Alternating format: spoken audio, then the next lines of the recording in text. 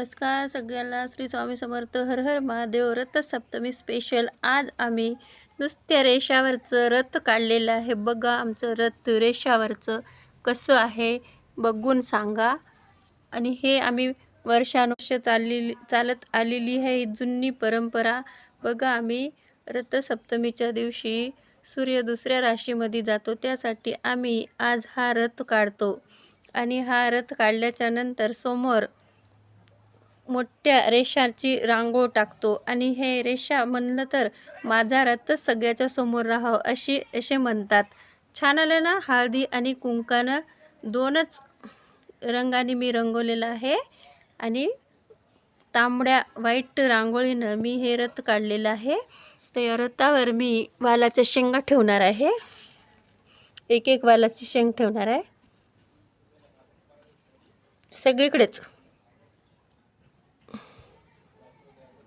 तुम्ही लहान पण काढू शकता, मोठं पण काढू शकता. तुम्हाला शक्य झालं तर मोठं पण काढू शकता. बघा हे दोन मागचे चाकं आहे. पिवळे फुलं ठेवलेलं आहे मी. आणि हे बघा हे सगळं वालाच्या शेंगा ठेवलेल्या आहे इथं समोर. आता इथून आम्ही असे दोन रेषा काढतो, मोठ्या मोठ्या अशा रेषा. म्हणजे माझंच रथ सगळ्याच्या समोर जावं अशी प्रत्येकाची इच्छा असते.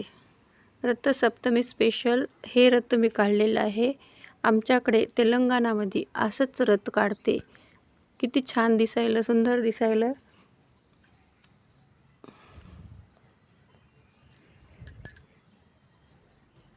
नुसतं रेषावरचं काढलेलं आहे, टिंबावरचं पण येते.